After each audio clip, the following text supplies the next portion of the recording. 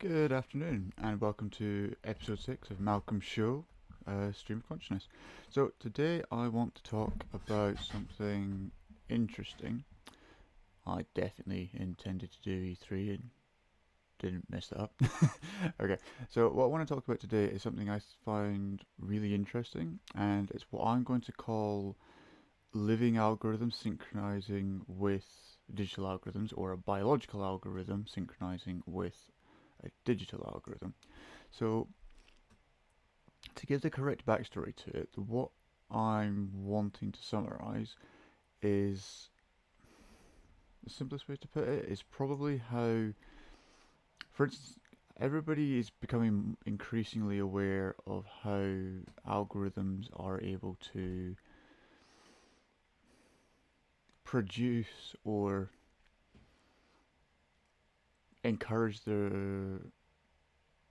encourage the release. Yeah, go with encourage the release of things like neurochemicals, neurotransmitters. So your dopamines, your serotonins, your norepinephrines, things in your brain that make you feel this, that, and the other. Dopamine, quite famously, being the pleasure chemical. Uh, so if we follow that idea that algorithms are able to produce these results from us simply because they create an interface that produces a response which elicits a dopamine production. Say, for example, you comment on a post, you like a post, you share it, you subscribe it. It's 4 different points. Perhaps the comment is you interacting with somebody else, and that produces a dopamine response. Once your body understands that it can receive a pleasure chemical by performing an action, it's inclined to produce that action again. So this synchronizes with something in behaviorism called conditioning. So for people that know about conditioning, who don't know about conditioning, sorry, it's basically stuff like Pavlov's dog. So classical conditioning is the idea that you can have a neutral stimulus attached to a neutral uh, conditioning apparatus, and between the two of them, you produce a response. So with Pavlov's dog, the neutral stimulus was food and the neutral stimulus was a bell, and because the every time the dog saw red meat, the dog salivated.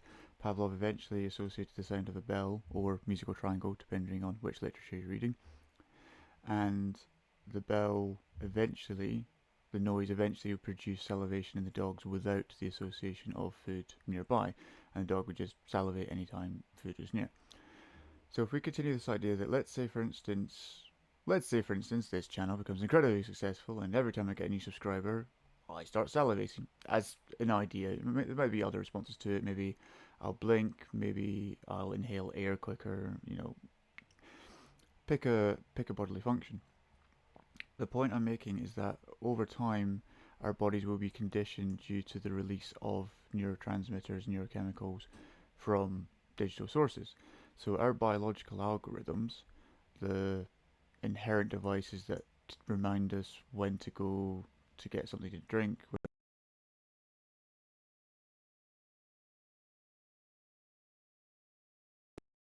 it all seems quite automatic. There is, however, quite an intricate series of systems that called organ systems which make all this work. So the reason I bring this up is because beyond neurochemicals from the nervous system, we have another system in our bodies called the endocrine system. And the endocrine system is mostly responsible for releasing hormones, and hormones such as estrogen or testosterone, adrenaline, things like that. So the idea that I've got is that if it's possible and it's been documented, peer reviewed, and everything like that in credibly published papers, that, uh, for example, your search engines, your security contractors, your social media, your streaming platforms, if they're all quite aware of the fact that their platforms and services, products and services, put it that way, if we're quite aware that their products and services produce a dopamine response as, just one kind of response when people are using them, then it's entirely possible that it can produce responses from other body systems. For example, the organ system, the endocrine system, it might entirely be possible that on a long enough time scale, if you're interacting with social media long enough, for instance, it actually affects your hormone level, not just by what you're doing to interact with the computer, as well as what the algorithm's doing to interact with you, as well as what other people are doing to interact with you. So between these three main points, your interactions, the digital interactions, and other people's interactions, it creates, we could say, a trinity of synergy, where they all sort of create a produce that's larger than the initial components. And if I can explain that a little clearer, is with those three ingredients, it produces an end product which tastes better than any of the three of them individually. So if that's the way those three products go, then we also accept that it's possible for another organ system to be affected by this. So if our nervous system and our endocrine system are both affected by this, that's two sets of bodily functions which are digitally influenced, which means a digital algorithm is able to interact harmoniously with a biological algorithm. The question of how healthy that is, you know, a different matter altogether, and we'll get into that a little bit later on. I am on a little bit more of a time constraint than usual today, so I'm trying to. I think I'm rushing myself, so I'm going to relax a little. And I think it doesn't help that I accidentally did a Von Kreutz opening rather than the King's Pawn. However, you know, it is what it is. So the idea that I have from that is that eventually, if the hormones and neurochemicals being released into the bloodstream are being affected by a digital algorithm, then by definition, because they're being released into the bloodstream, to me, it would make sense that they're also affecting, how do I say this, the circulatory system as well. So all the blood going through our arteries and veins is going through, being pumped by the heart. However, when there's additional chemicals in there, hormones and neurochemicals for instance, then our behaviors are going to be changed from that because that's part of how they travel around the system.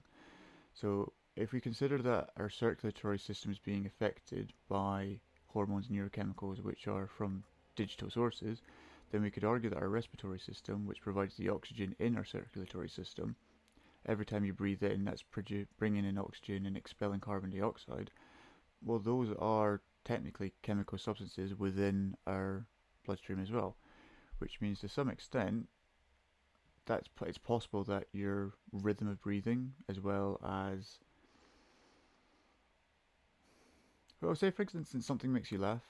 So let's say the microphone on your and the camera and microphone on your device is able to watch and listen everything you're doing. So everything it listens and watches you do, it notices the responses for it.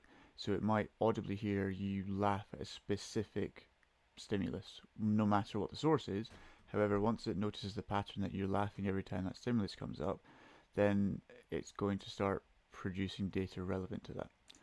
So if we accept the hypothesis that the nervous system is affected by digital algorithms, as well as the endocrine system, and work on a basis that the circulatory system and the respiratory system are also affected, then it's entirely possible that other bodily systems, such as the digestive system and the excretory system, are affected as well. And if they're affected as well, well, then by extension, if those six systems are affected, it's entirely possible the rest of the organism is being affected. So if all of the organisms, organ systems are being affected, then the individual organs, of a long time scale, I'm not saying this happened overnight. However, what we have to consider is the first smartphones and Facebook were released in 2007.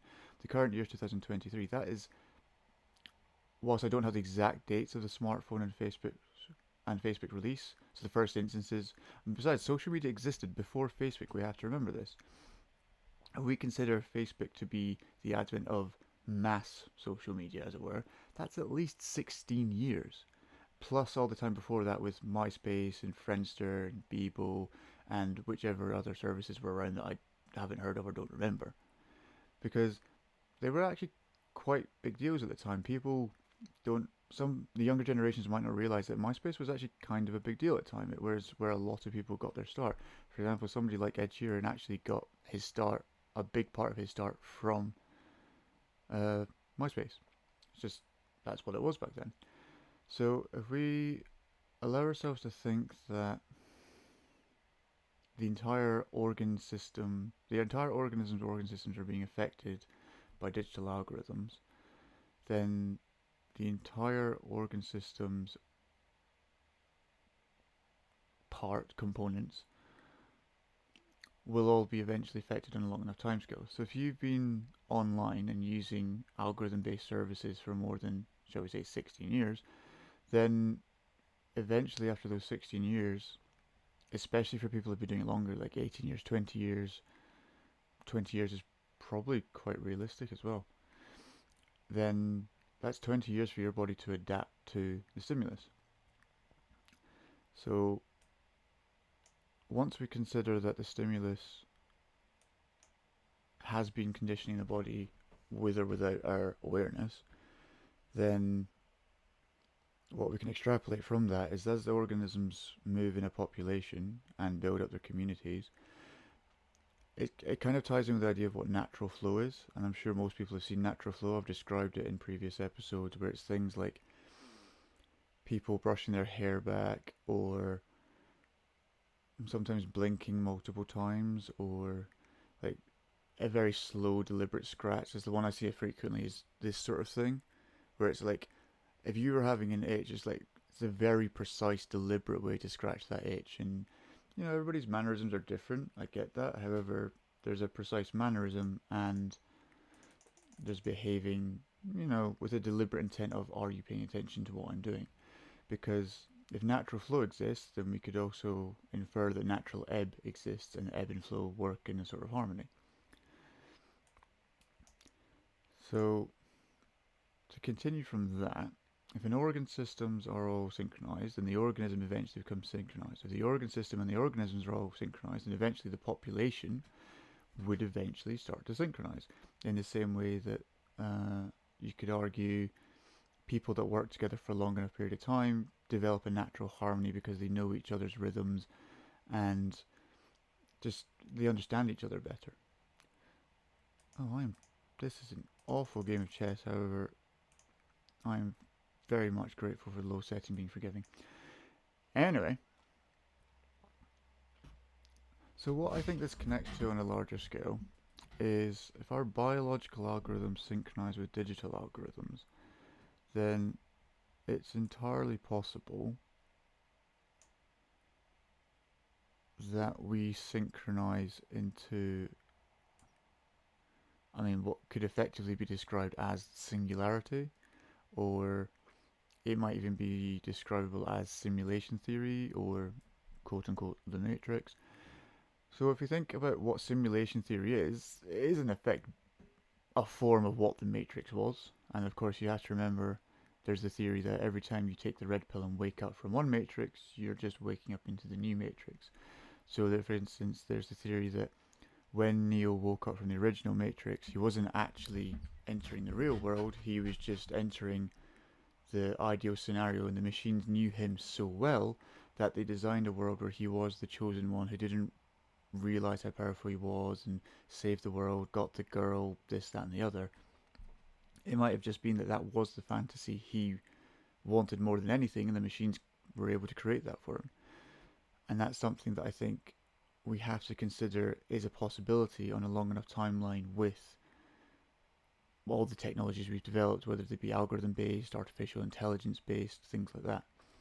So, the singularity, as I understand it, is the merging of digital and biological consciousness. So, as biological consciousness gains the ability to interact with technology in a way that is beneficial, and digital technology advances to the point where it's harmonious, like biotech stuff. So, for instance, the idea of how, like those, what do they call them?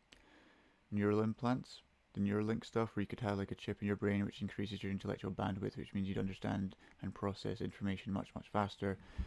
I think at a basic idea, it would, I don't know if it would raise the IQ as much as it would improve your download ability. So it might not make you smarter, it might make you understand things smarter.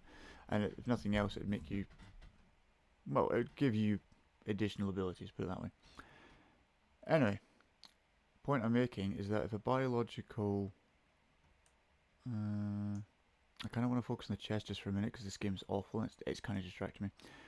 So if we consider that a biological algorithm and a digital algorithm can work in harmony, then, for instance, as my biological algorithm is trying to figure out the best way to play this game of chess, and the digital algorithm is working against me, trying to defeat me, then that could happen in the same sense that every time I log onto any form of social media, there is a battle going on for where my attention is directed.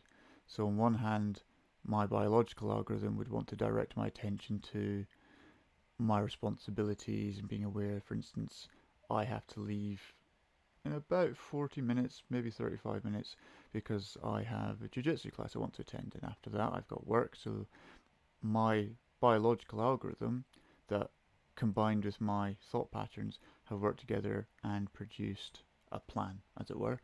The digital algorithms, I have no idea if they're aware of this. If I had written all of this in my calendar, then, for example, the calendar-based algorithm would understand what I'm doing and perhaps plan for me to do that sort of thing. However, it's entirely possible that it hasn't and would rather keep me online as much as possible, so as much of my attention is spent online instead of offline, when realistically, the best use of my time is not going to be online. It's going, well, depending on where the profits, where the value is extracted from. Anyway, so where this sort of leads us to is if the biological and the digital improve their, what's the word?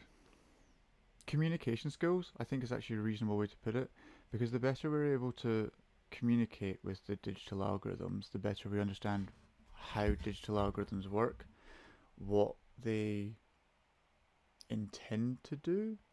Maybe that is the best way to phrase that. Um, because if we appreciate that digital algorithms have specific outcomes that they have to achieve simply by the nature of being programmed to accomplish something specific, then by the same merit, we have to appreciate that they're not doing it to harm us. That's just the way they function. So, the synchronicity between biological and digital algorithms, I think, becomes more interesting when we consider something I've mentioned before, which I called the IRL MMO, and I've since sort of rephrased as the MMA MMO because it's a little more catchy, and the idea of mixed martial arts, because if we consider all like the real martial arts, like your jiu-jitsu, your Thai kickboxing, wrestling, boxing, sambo, savate, taekwondo, karate. I mean, there's several more, and I don't mean to disrespect anybody by not mentioning their specific martial art. These are just the ones that are predominantly used in mixed martial arts and ones that I actually train myself. We could also consider there's other quote-unquote martial arts that feed into this. I mean, you could jokingly say gun fu. However, it's an art used in a military fashion. If you understand firearms training well enough, then you're going to behave that sort of way.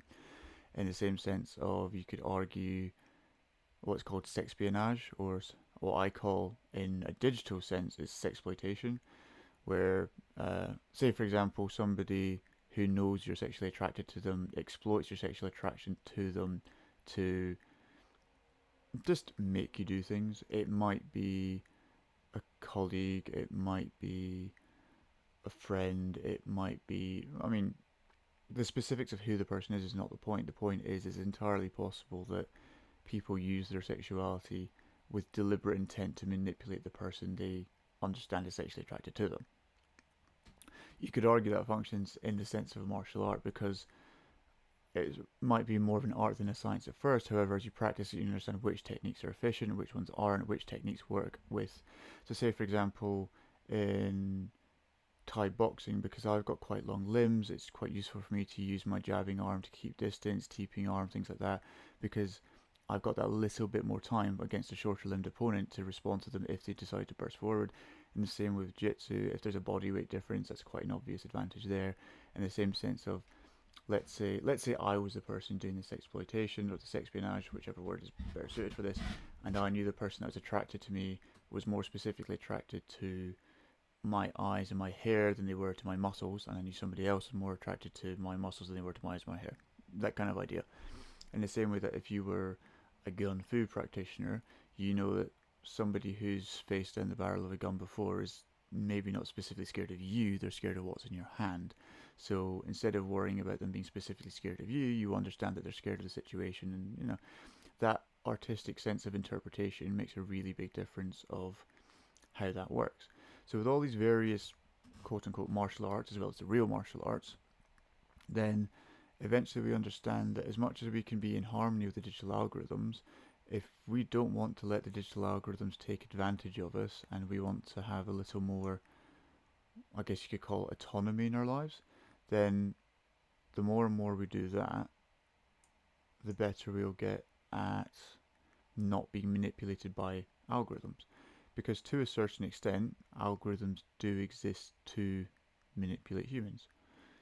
They are deliberately trying to get us to do this, that, or the other. And sometimes it's in our best interests, and sometimes it isn't. Just like in this, that queen trade might have been in my best interest, it might not have. However, at this time, my pawns are slightly more advanced. I definitely have the material advantage, and now I can get this knight out of harm's way, and if he wants to come forward with the bishop, I can trade to the pawn and the rook takes an open file. So it works reasonably well. So the way I see it sometimes is you could describe natural flow kind of, I've described it as like a chess ballet or a chess opera, or you could even argue a musical. And because it kind of works in this synergistic manner between people that just go and people that ebb. So the people, excuse me, people that ebb and people that flow. That's an interesting way to put it. Because if there's natural flow, a natural ebb is not an unreasonable idea, is there? So if all of our organ systems have synchronized in a way that they have understand the natural flow, then it's entirely possible that the organisms housing those organ systems have a natural ebb when they want to fight back against the system, which means a digital algorithm, considering how well they know us, would be able to calculate in such a manner that they know when we might want to ebb against the flow and calculate for that, I guess, ahead of time. Say, for instance, this specific podcast, because it's entirely possible that the algorithms understand my behavior well enough that they knew that but when I made this specific episode, I'd be on a rush time frame. They might not have. However, it's not unfeasible. It's entirely possible. Okay. I've kind of got through the bulk of the stuff I wanted to talk about, because I'm kind of getting a bit better at setting the format with this sort of thing. As I make some notes, I talk about the ideas in my notes, and then once I've done that, I just kind of let my ideas flow. I think the fact that I accidentally opened with E3 instead of E4 is, well, it's something I was noticing with chess patterns, is sometimes when I'm playing, I notice the way I behave. Oh, that's interesting. Is in response to the patterns on the board. For instance, quite simply, my comfort in a specific position. For example, I haven't played that opening very many times, so it was a little bit alien to me. It was a little bit confusing. However, now I've got the dominant position, you can tell by my voice I've gotten a wee bit more comfortable with it all. So, that's good. Okay.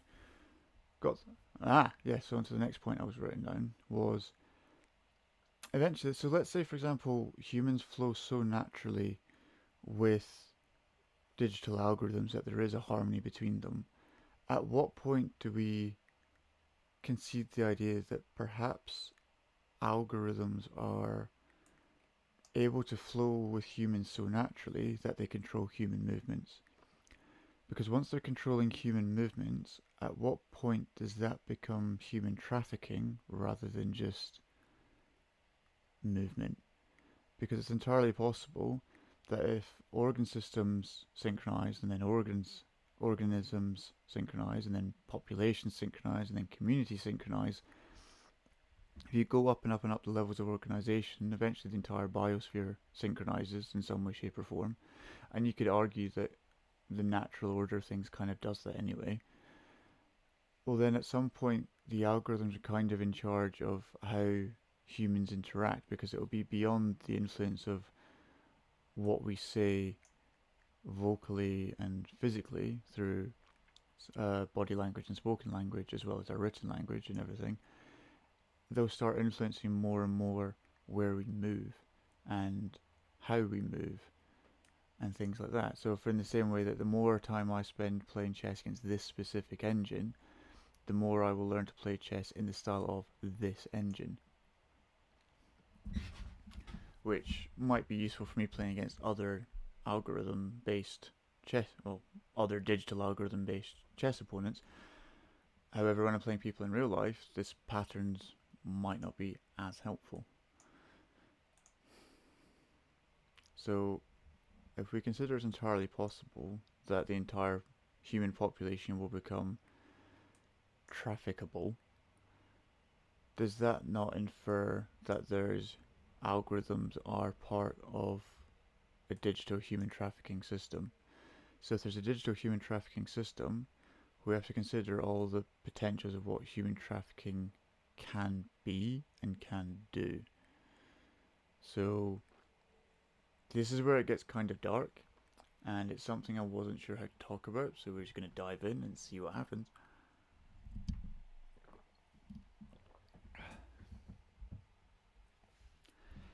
If we consider the very simplest idea of what human trafficking is a form of slave trafficking, right? Which means everybody that's quote unquote enslaved by the algorithms, simply because the algorithms are kind of part of how we live.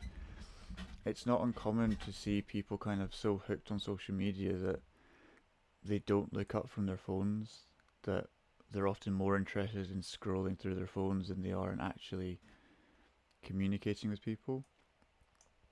And this is something I've actually noticed at work sometimes, is like people will go on their phones, and instead of actually doing anything on their phones at work, they're just scrolling through social media whilst at work, in plain sight of both colleagues and customers. And to me, it's weirdly reminiscent of addictive behavior. And I've said this before, I think anybody that shrugs off social media addiction, as well as I think internet addiction generally, is being incredibly naive about the entire situation. Addiction is nothing to joke about. It's it's more than just a disease. It's once it's in you, you realize it affects every part of you all the time, forever. There's not much you can do about it. So when we understand that it's entirely possible for humans to become algorithmically enslaved, and the thing is, we have to consider intent with this, because I don't want to think, and although if that happens to be the case, I will happily change my mind, that the people that originally wrote the codes for these very powerful algorithms, very influential algorithms, regardless of what their original intent is, the problem is now they have reached such a level of power that they affect people on a very, very large scale. I mean, the simple point of the matter is they affect populations beyond the simple exchanging of, memes. It's affecting, what's the word? Elections. Why did I word blank on the word elections? They affect elections. Not just at local scale, at national scale. They affect businesses at national scale, at a global scale as well.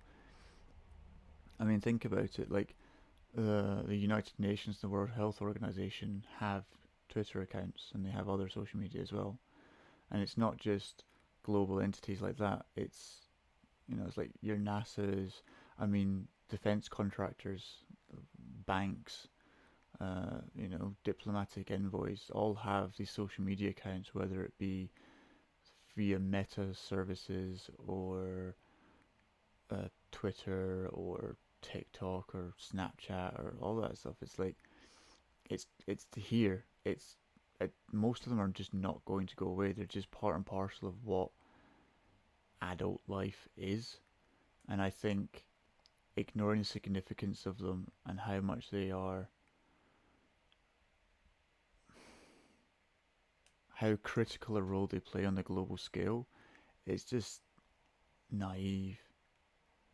And anybody that's saying, it's just a tweet, it's just this, that, and the other. It's like, so for instance, what happened with a certain US president being banned from Twitter is the amount of people that cheered for it without realizing that's a sitting president. That is a world leader who has been subjectively removed from what's supposed to be a free speech platform because of a political allegiance, despite the fact that his political allegiance was, in theory, diplomatically elected.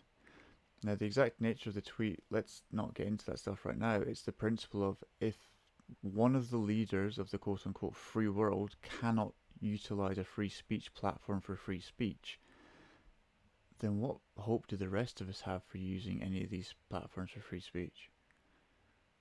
It just means that if you say something that isn't,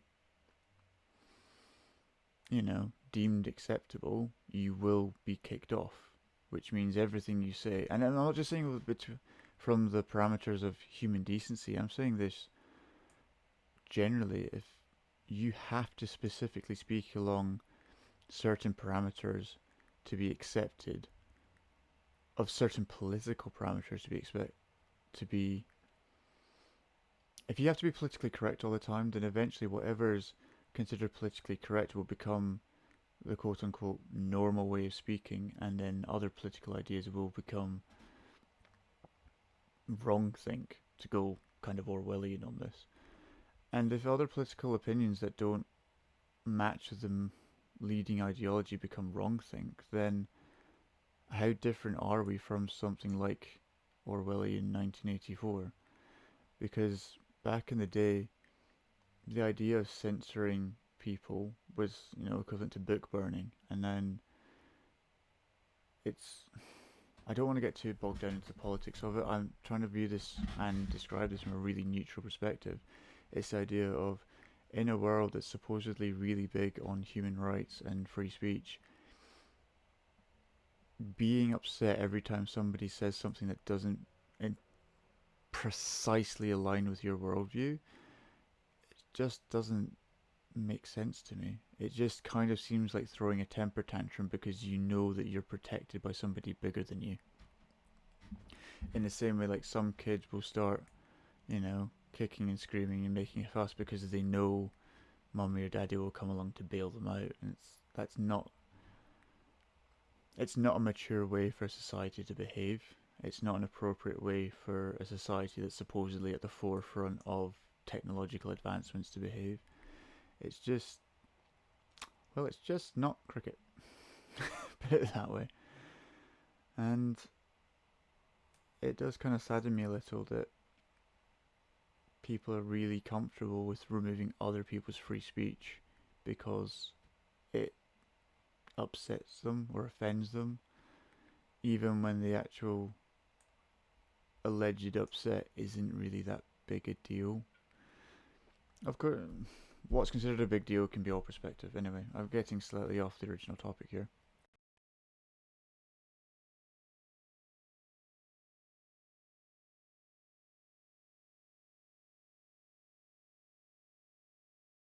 A few times in conversation before where when I get into more what I call delicate topics, where because we don't necessarily express these conversations either in written form or vocal form frequently, finding the words to correctly enunciate our thoughts can be quite difficult. And I think I used the word enunciate wrongly there. Trying to sound a little bit smarter so it can be more presentable.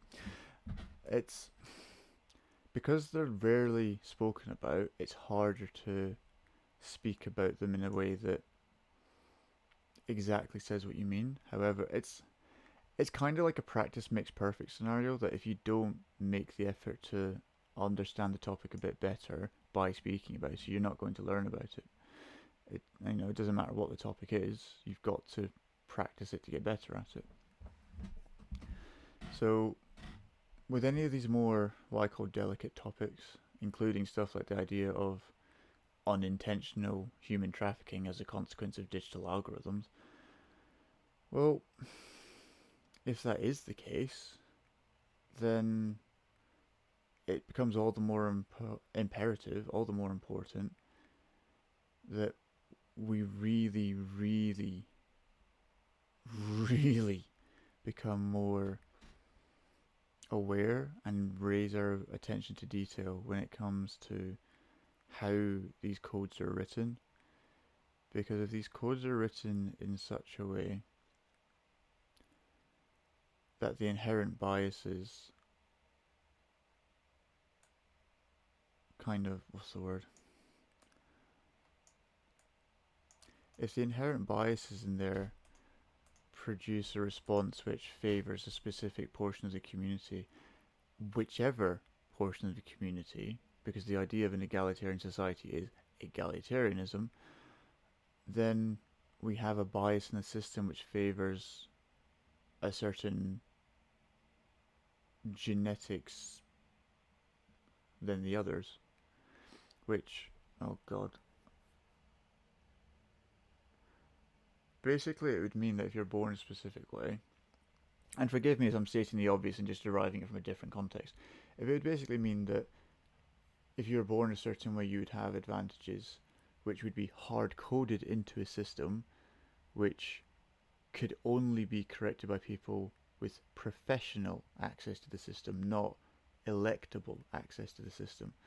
Because I'm kind of aware of what I may have unintentionally broached myself into, is if the system's issues are politically designed, then I bollocks that one up, didn't I? Then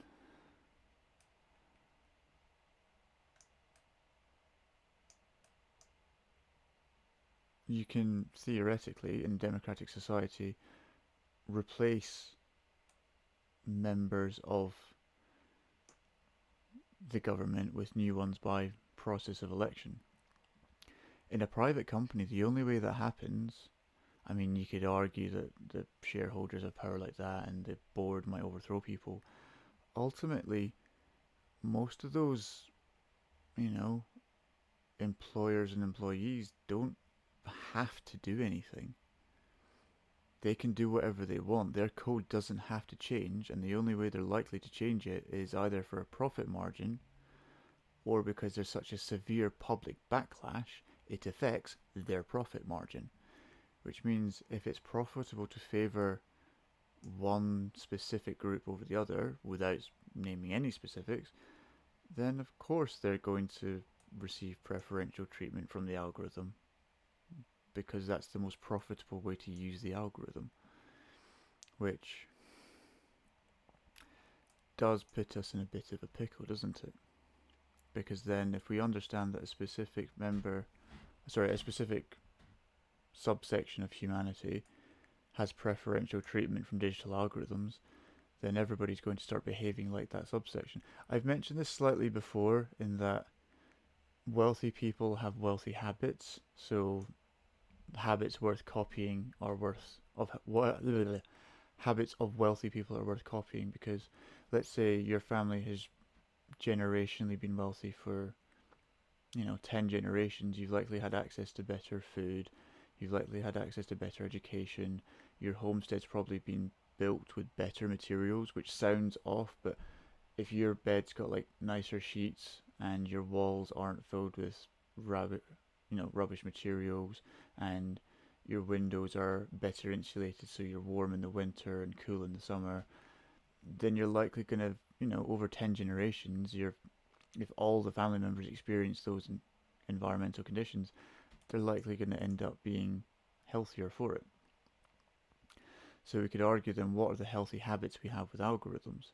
Because if algorithmic habits are measurable and quantifiable, then to some extent there are good algorithmic habits and bad algorithmic habits. And if there's good and bad algorithmic habits, then the entire system is gameable, which is where I kind of got the whole MMA, MMO theory in the first place. Which, it's not something that scares me, it's something that I think other people don't understand the severity of. It really is quite critical that we understand how big an influence digital algorithms have over our biological algorithms. It is kind of serious, which is the worrying aspect of it all. Okay, only got through 2 games today. However, that second game definitely went a lot better than the first, with a nice little reveal check getting us the second queen.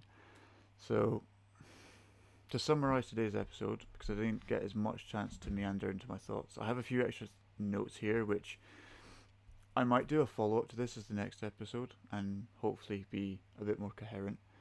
Is organ systems synchronizing with algorithms because of. How should we put this? We can go into game review. That'll work. Yeah, let's review a game together. Organ system synchronization, simply from nervous systems, then endocrine systems, and eventually circulatory systems, and respiratory systems, and eventually digestive systems, and excretory systems, and the rest of the systems in the human body. I mean, eventually the entire organism becomes increasingly synchronized with, with the digital algorithms that have influenced it in the first place. So if the organism becomes increasingly synchronized, and all the organisms, let's say for example in a household, become increasingly synchronized not just with themselves biologically because of their behavioral habits naturally, as well as the influence from digital algorithms, then there becomes a synchronicity between, for example in my household there are 6 of us, so if the 6 of us, as well as 6 biological algorithms and the 6 sources of digital algorithms, then we could also argue we've got smartphones as well as we've got laptops. I know that all of us have a smartphone. At least 4 of us, if not 5 of us, have laptops. I think all 6 of us have a computer or a laptop in some way, shape, or form. I know for certain that at least 4 of us do, and probably 5. So we could argue there that's at least 10 or 11 sources of digital algorithm. Let's say 11 for the. Yeah, definitely 11. No, definitely 10. And that actually makes sense for math. So there's definitely 10 sources of digital algorithm plus the 6 biological algorithms. So the way that those all interact with each other in this local population has created a synergy whereby we never really get in each other's way. We're all kind of. There's a few overlaps here or there.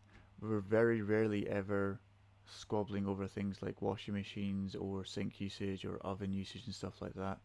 And in the rare happenstances where there are quite a few of us in one room at the same time, it's harmonious. It just works. We just get along. In the same way that if that happens in our household, then it's entirely possible that our neighbours who. So there's 3 houses in this section of the cul-de-sac. Is it cul-de-sac? I'll just call it the street. So, so basically, the 3 houses next door to us. Again, there's never much interference with the cars coming into parking. We don't really get in each other's way. There's not. We don't. Occasionally we see each other. We wave. It's about as much interaction as we have. It's kind of a sad truth of parts of the modern world. Hopefully in the future we'll be friendlier and we'll get along a bit nicer. That'd be lovely. I'd actually really like to know my neighbours better. Even just to know their names would be a great start. And if we consider that the 6 biological algorithms and the 10 digital algorithms within my house, and so there's at least 3 people next door.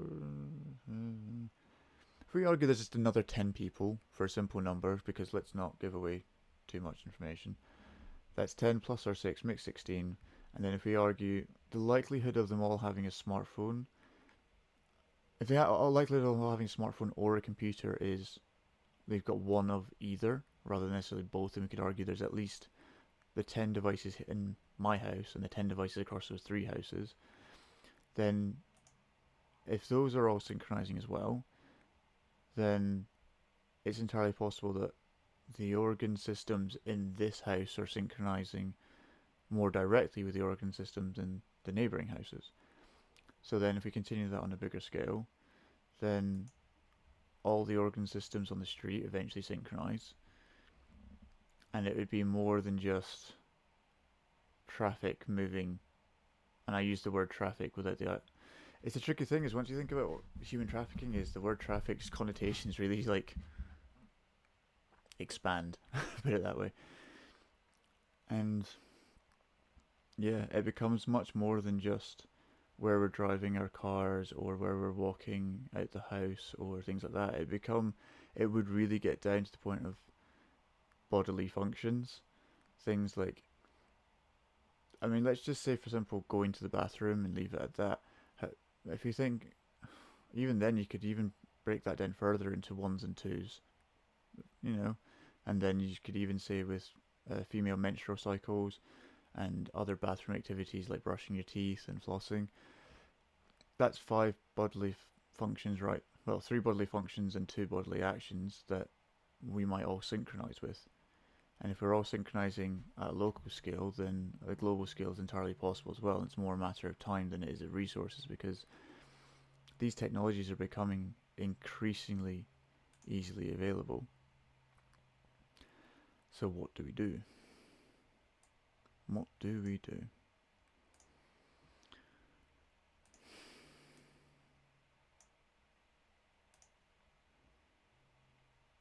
Well, we could argue that if it's all inevitably synchronizable, then the best course of action is to understand what the end goal of the synchronization is, which would eventually, you could argue, might.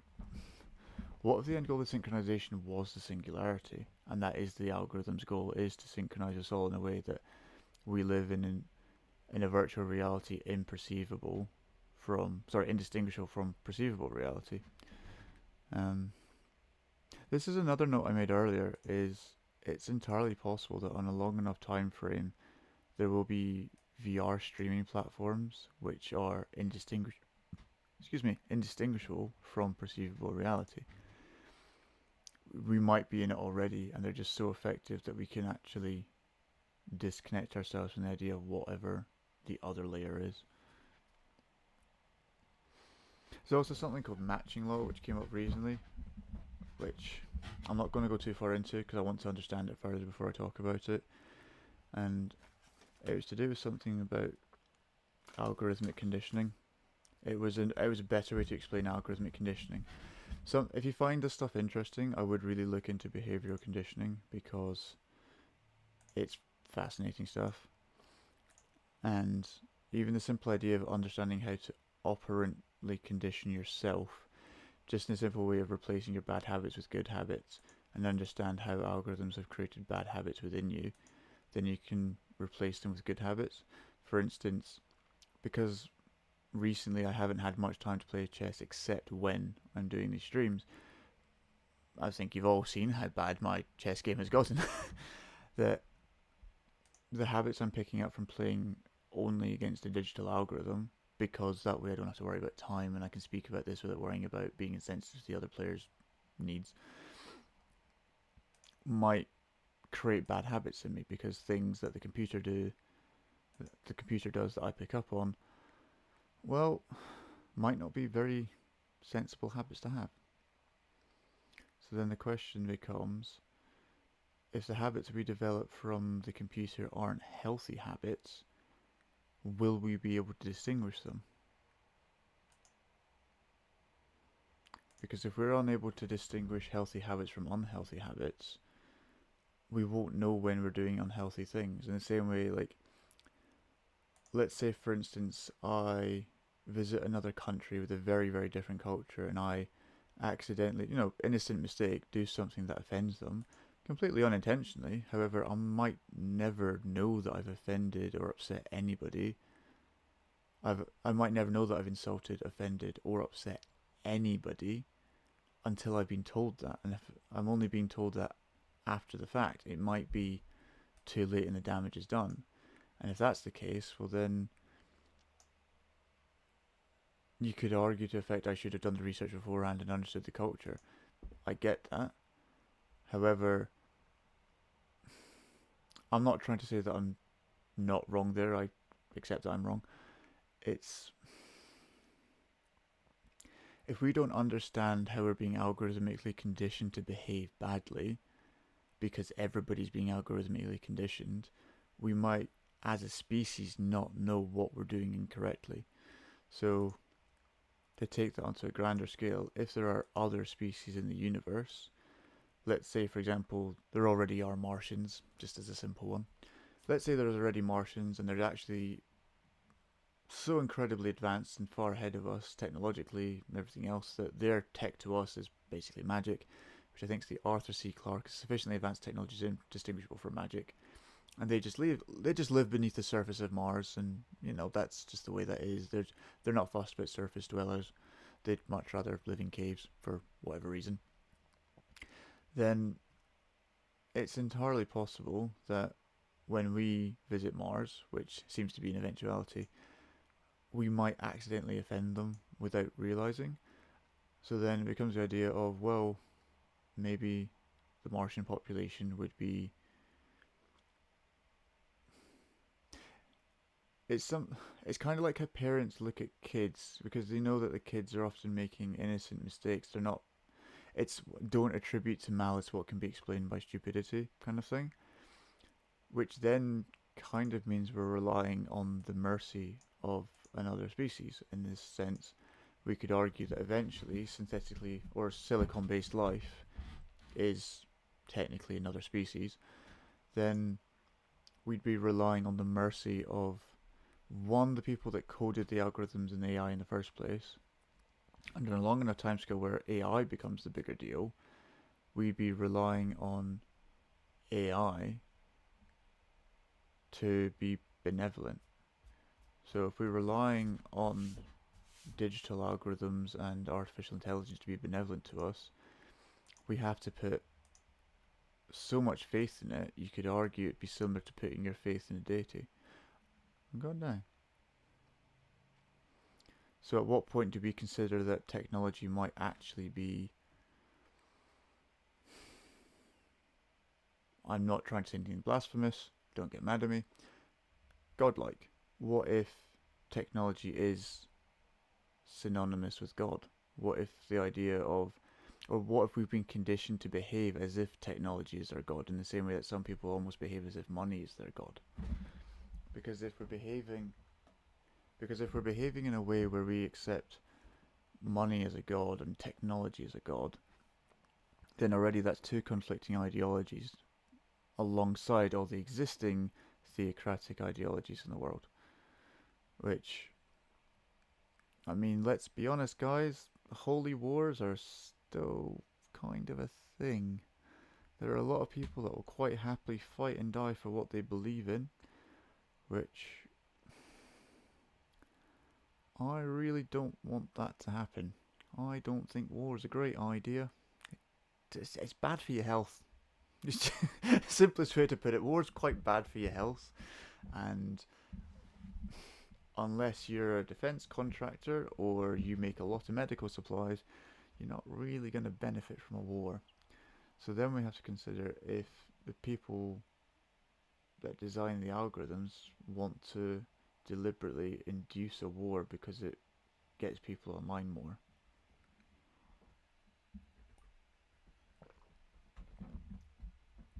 This is where I kind of have to acknowledge the political stuff we see. So, for instance, stuff we see in the media, if it's there at the top of our news feeds and getting the most clicks and the most views and everything like that, to some extent, does that not mean that it's been put there deliberately? And this is where it kind of connects with dead internet theory, where dead internet theory posits that most of what we see online is bot produced rather than human produced, which means all the trends you see are bot trends, not human trends. Which means if they're bot trends, they've been produced by people that program the bot to do a specific thing. Which means, let's say you've got a bot farm with 100 bots, or 1,000 bots, or 1,000,000 bots, because there's a lot of people out there with a lot of resources, and it's a really important thing when considering these topics is don't limit yourself to the resources that you have directly. You have to consider the resources that everybody else has access to as well. And thinking in that way makes so much more sense. So if the bot farms out there are able to create trends that affect the human population's behavior so dramatically, so unchallengingly, that it effectively controls the narrative of discussion, whether online or offline, then who's controlling all the bots? Because it won't be just one nation, it won't be just one team, it will be all teams working for their own personal agendas. So, for example, if we extrapolate that to intelligence communities, it might be BRICS and Five Eyes, as well as countries outwith those two organizations. For anybody unfamiliar, BRICS is Brazil, Russia, India, China, and South Africa. And Five Eyes is the UK, the US, Australia, Canada, and New Zealand. As well as we have to consider other countries, for example, like Israel, who are a very big player in the world. And then we've got like Five Eyes allies like France and Germany, and I think Iran more closely allies with BRICS as well as North Korea, and it's not as there is the whole like black and white side of it of there's this team and that team. There will also be so many nuanced and subtle points within it, that shades of grey as it were, that to understand it all, to reduce it all to a very simple, this is the answer of a yes and no, we can do this and everything will be perfect and do that, everything will be bad. The amount of resources required to do that is phenomenal.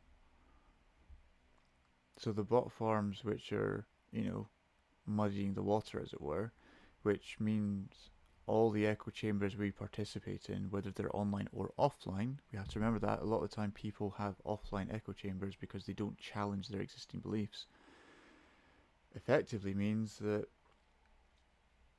if you're being influenced by bots, how are you going to tell you're being influenced by bots? And if you are able to tell you're being influenced by bots, what level of influence are you aware of? There's quite a bit of food for thought there, and some ideas that are a bit new to me as well.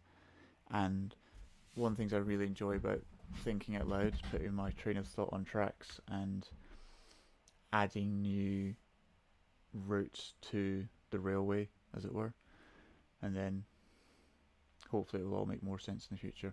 Okay. I very much hope everybody's enjoyed listening today. Please comment, like, share, and subscribe. Maybe add me to a playlist if you're feeling like, this meant something more to you. If you want to hear me speak about anything specific, please say so, because then I actually know what you want to talk about. Otherwise, I'm going to continue this idea of how cybernetics and internet-based technologies interact with cyber psychology and behaviorism and the biological approach, and I'm really trying to merge it all so I understand like how the computer science interacts with psychology and sociology, and how then the economic factor. It's not a strong point of mine, economics. It's something I'm trying to improve on, because the better I understand different parts of the picture, the better I understand the bigger picture. And then, it might be one of you guys understands a specific thing that I've talked about so well that you open up a vault to my brain that brings so many ideas forth that we could talk about it for hours on end, and yeah, be cool. Anyway, have a lovely day, have a lovely weekend, and we'll see you soon. Cheers, bye.